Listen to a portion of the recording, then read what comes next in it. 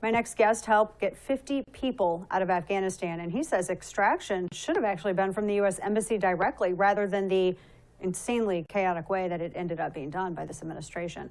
Major Glenn Ignazio is a retired Special Ops with U.S. Air Force and joins us now. Major, hello. So glad to have you, and thank you so much for your service. Thank you for everything that you've done for us and that part of the world and for joining us now. And your point, by the way, I have to say, actually doing the extraction from the embassy makes so much more sense than the way that this was carried out. No one said that before, honestly. I think you're the first person I've heard make that point.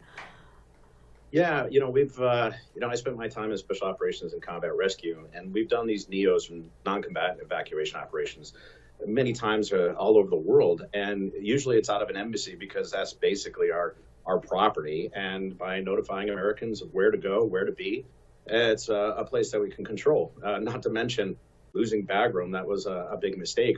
Between those two, we could have made a huge difference. Yeah, and that's a really good point as well, and one that I know that there's a lot of analysis going on about that, because you were, comparing the Hamid Karzai airport there in Kabul and then looking at Bagram. I know that was, like 50 minutes from what I understand from Kabul, but still defensible. I mean, it was, fortified. I don't know how many people you would actually need. It seems like fewer people to hold that off than the airport in a very populated area where you had terrorists all around. Why do you think they chose to not have the evacuation at least take place there and instead choose the very hard to defend airport there in Kabul? Okay, well, what was said was if we do it out of Bagram, we got to put more people in to do that, which I don't understand. I mean, honestly, from a tactical standpoint, it makes no sense to me. Again, Bagram, we controlled, we operated, we owned, we had our aircraft there. It was perfect. The ability to actually move from Kabul there, some logistics, but it still would have been better because we controlled the entry points, we controlled the operations, we controlled the power and the airspace. So when I heard the White House saying, well, we'd have to put more people in to secure that area and take care of the evacuation, that makes no sense to me because we already had it until we pulled ourselves out overnight, didn't tell anybody. And like I said, it makes no sense because we already operated and already owned it. So that whole idea of increasing troops to maintain Bagram, it's confusing. Yeah, incredibly confusing. And we're looking at some of the video of just some of the armored vehicles. And I was reading a comparison earlier of just how well armed now the Taliban are compared to all of these other NATO nations. And then there was another story just later this afternoon when I was doing my radio program that was showcasing apparently some of it's making its way to Iran. That has to be a little bit concerning because that's going to bring in, I would imagine that brings in money not just for the Taliban, but also where China comes in, Russia. We're talking about like night vision scopes, things that that really did give us an advantage. They could easily reverse engineer this stuff. They're going to have this technology. So where does that leave us on the battlefield? Absolutely right. I can't agree with you more. And that's one of the things that, scares me and bothers me. I'm retired, but the operations that we did was mainly at night. We owned the night. And so the things that really bother me, technology. So, you're talking about Boeing Scan Eagles that were left behind. Those are drones that could be used for a variety of different things. The night vision technology is huge. Those things are export controlled. We're not able to export them into different areas. And it was supposed to be the Afghan military to use them. I mean, you can see our operations, the ways that we do it, our tactics, techniques, and procedures of night operations. That scares me, and the biometric information. All that database and all the stuff that is now known of who we've interviewed or who's actually worked for us. And that's the scary part. And that's a really good point as well, because I was reading your involvement in extricating 50 people out of Afghanistan. We kept hearing from, I think it was John Kirby and Jake Sullivan and even Jen Psaki that, well, we don't know exactly the number of Americans who are left behind. We don't know exactly the number of assets, informants or interpreters, but the Taliban does? I mean, they know because they're going door to door, apparently. How is that possible? Right, exactly. We're over 100. We still have many, many more to go. I mean, there were thousands of people that have assisted the United States in various ways, from interpreters to USAID and other things. And so over 20 years, the Taliban has been able to keep track of who these individuals are, monitoring, reconnaissance, everything of who, again, they are in their families. So when things went down, if they couldn't find the individual that they were looking for, say it was a special forces individual with the Army, well, they would go after their family.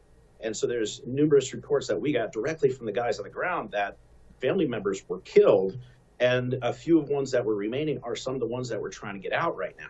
So the idea of the Taliban knowing of who they are and where they are is the scary part. And so we're trying to keep them safe into different locations, and so the location is very, very sensitive.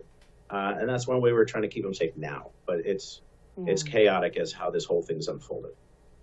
And how the whole thing unfolded. I mean, it happened relatively quickly, but it wasn't exactly as though we could avoid predicting it. I mean, we've kind of known for a while that Taliban, Al-Qaeda was always remained there. Taliban was going to, at some point, they were going to advance and spread out. We talked last week about how they were using WhatsApp to kind of publicly coordinate, and I don't know if General Milley was too busy with Ibram X. Kendi books and wasn't looking at WhatsApp or what was happening. And it wasn't just WhatsApp that they were using, because they had to have, they didn't meet resistance when they would roll in. And I would imagine that regardless of how they were organizing, there is something to why wasn't anyone resisting? You have a theory on that. Yeah, absolutely. First of all, on the social media, I mean, if you take a look at the Arab Spring years ago, it was coordinated by Facebook. So all these things that are out there for social media are great tools to coordinate and collaborate and get individuals together. Now, back on the reason why that they were able to move through the country so fast is, Afghanistan is a very terrain. You can't get across the country in a day. And what we've got specifically from individuals is saying that the officers and some of the senior officers were paid off. I mean, corruption is a no-brainer in Afghanistan. We've seen it for 20 years. So if somebody says it's not there, wrong.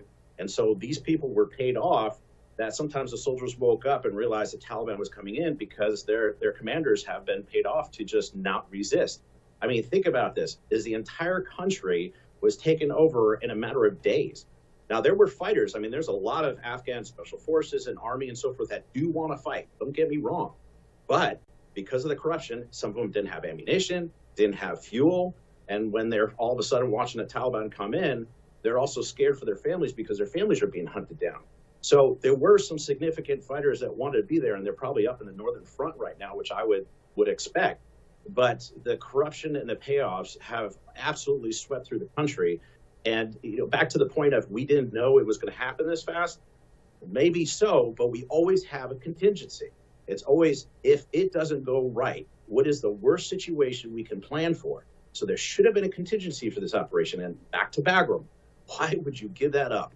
I don't get it. I'm a major, and there's plenty of people with stars on their shoulders. And I'm sitting there wondering, why did you give this up? And if so, why didn't you slam your fist on the desk and say, this is wrong? That's a big question that I have, and many people in the military have. Yeah, that would have been on record had they had done that in one of those briefings, if that had come up. Do you think that they did?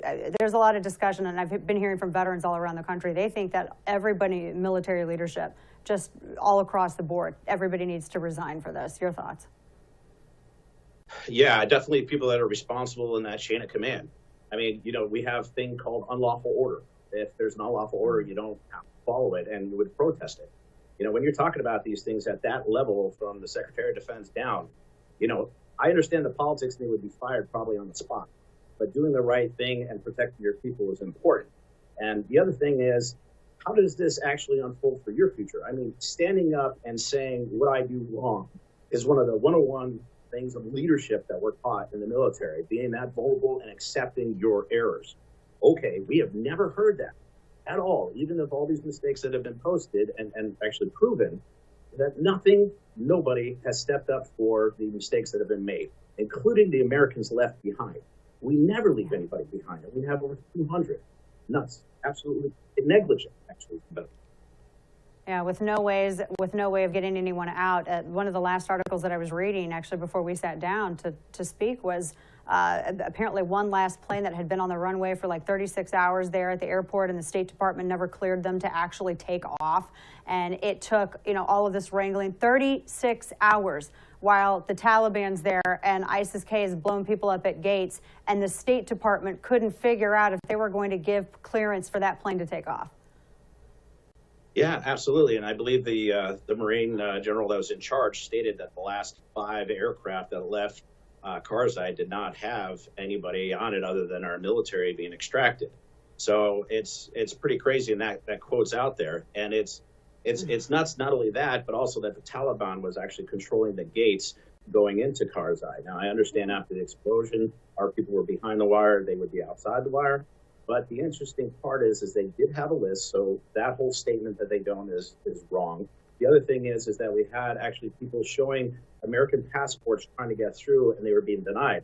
A lot of them were female, and so the Taliban's mindset about that, and that's the part that I think is going to be troubling for many people, especially some of these Marines and other military that actually saw Americans being denied entry into Karzai. So I'm really concerned about the mental health as well to many veterans and people that were there. I am too. And on that note, last question for you, Major. What this does to military recruitment, I don't know, and not just for boots on the ground, but I keep thinking, well, what about those who work in the tech sector, the tech aspect of military? Those who work in cyber terrorism, or there's like so many other. Usually, people just think boots on the ground, or people flying the planes or on the ships, but there's obviously a lot there. I think we're crippling ourselves as a result of this. What are your thoughts, and do you think that could ever be turned around? Maybe not by this administration, but what do you come on that? Well, it definitely impacts the morale and motivation. And honestly, even when I worked in Silicon Valley with defense technology, focusing on the warfighter and protecting the warfighter is what's key. I mean, we love our soldiers, Ben 1, and all of the others that are on active duty right now, Guard and Reserve, is being able to protect them and protect their lives. And I would stay focused on that, because that's the important part. Whatever the politicians state or whatever the diplomats want to put us into harm's way, wherever it may be in the country or in the world, we follow that. But focusing on still the soldiers is the most important. But you're right, the recruiting is going to be hurt. The morale and motivation is definitely hurt within the trust of the military, not to even mention what's the international opinion of what's going on with us. So it's a scary time. Yeah, there's a lot of damage to fix, and sadly, it's like we made a bigger problem for future generations to deal with. It's awful. Major Glenn Ignazio, we so appreciate you. Thank you so much, sir, for joining us this afternoon. God bless. Thank you so much, and make sure that the veterans take care of themselves, and they can go to @GlennIg on Facebook to get more resources, especially if they're in trouble right now. Amen to that. Thank you so much. Good to see you. Bye now. So coming up, folks, the Pentagon says that it is possible, if you can believe it, that the U.S. is going to work with the Taliban against ISIS-K. So we would